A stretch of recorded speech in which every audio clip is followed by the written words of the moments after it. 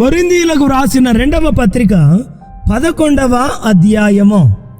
కొంచెం అవివేకముగా నేను మాట్లాడినను మీరు సహింపవలెనని కోరుచున్నాను.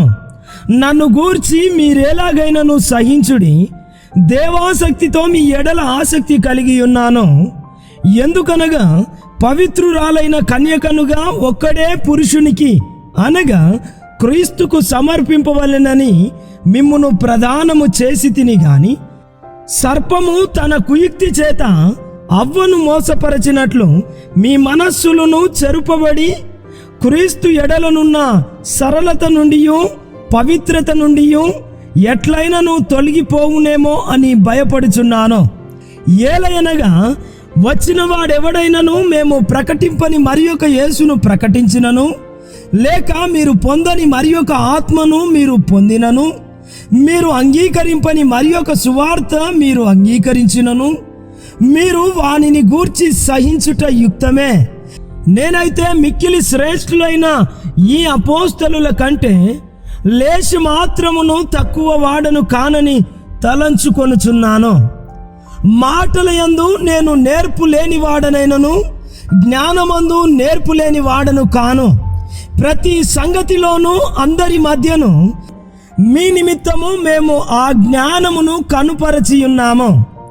మిమ్మును హెచ్చింపవలెనని మీకు దేవుని సువార్తను ఉచితముగా ప్రకటించుచు నన్ను నేనే తగ్గించుకొనినందున పాపము చేసి తినా? మీకు పరిచర్య చేయుటకై నేనితర సంఘముల వలన జీతము పుచ్చుకొని వారి ధనము దొంగిలిన వాడనైతిని. మరియు నేను మీ యొద్దనున్నప్పుడు నాకు అక్కర కలిగి ఉండగా నేనెవని మీదను భారం మోపలేదు. మాసిదోనియా నుండి సహోదరులు వచ్చి నా అక్కర తీర్చిరి. ప్రతి విషయములోనూ నేను మీకు భారముగా ఉండకుండా జాగ్రత్త పడితిని.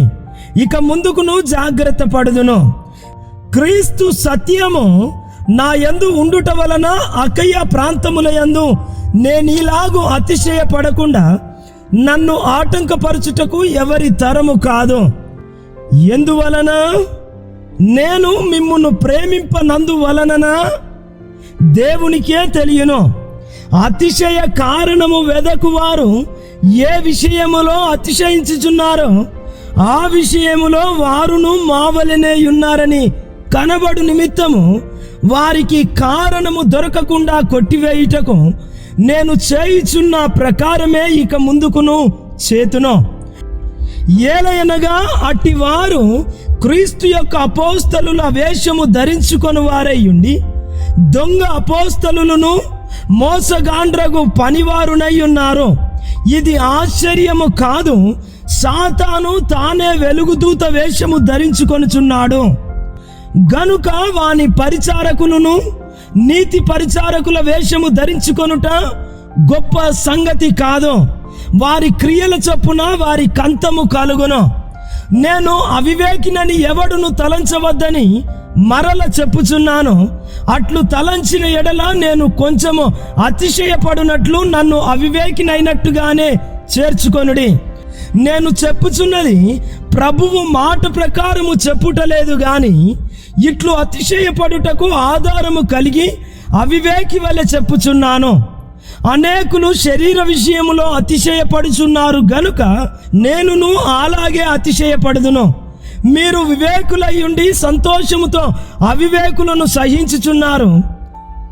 ఒకడు మిమ్మును దాస్యమునకు లోపరచినను, ఒకడు మిమ్ము మృంగివేసినను, ఒకడు మిమ్ము వశపరచుకొనినను, ఒకడు తన్ను గొప్ప చేసుకొనినను, ఒకడు ముఖము మీద మిమ్మును కొట్టినను మీరు సహించుచున్నారు. మేము బలహీనులమై ఉన్నట్టు అవమానముగా మాట్లాడుచున్నాను. ఏ విషయమందు ఎవడైనా ధైర్యము కలిగి ఉన్నాడో ఆ విషయమందు నేను కూడా ధైర్యము కలిగిన వాడను. అవివేకముగా మాట్లాడుచున్నాను సుమా. వారు హెబ్రీయులా?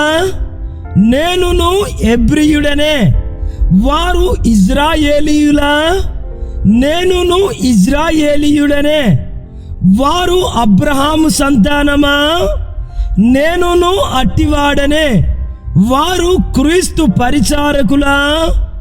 వెర్రివాని వలె మాట్లాడుచున్నాను.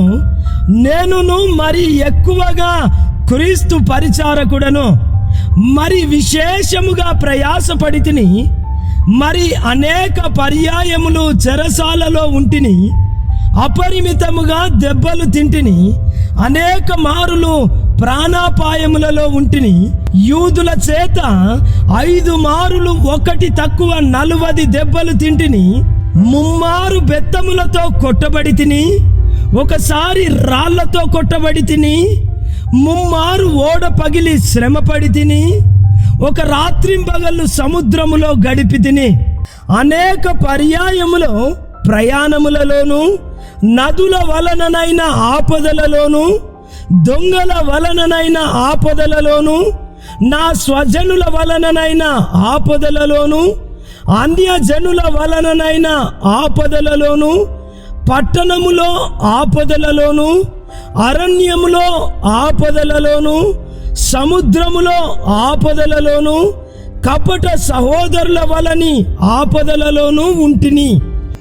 ప్రయాసతోను, కష్టములతోను, తరచుగా జాగరణములతోను, ఆకలి దప్పులతోను, తరచుగా ఉపవాసములతోను, చలితోను, దిగంబరత్వముతోనూ ఉంటిని.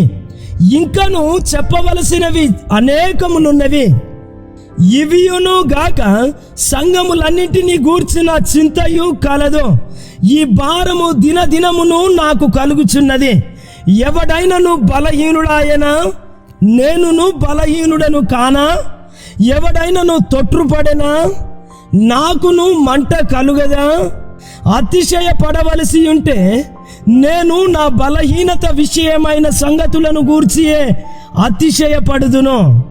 నేను అబద్ధం ఆడుట లేదని నిరంతరము స్తుతింపబడుచున్న మన ప్రభువగు యేసు యొక్క తండ్రి అయిన దేవుడు ఎరుగును. దమస్కులో అరెత అను రాజు క్రింద ఉన్న అధిపతి నన్ను పట్టగోరి కావలి ఉంచి దమస్కీల పట్టణమును భద్రము చేసెను. అప్పుడు నేను కిటికీ గుండా గోడ మీద నుండి గంపలో దింపబడి అతని చేతిలో నుండి తప్పించుకొని పోతిని. God bless you. దేవుడు మిమ్మల్ని దీవించును గాక. ఆమేన్.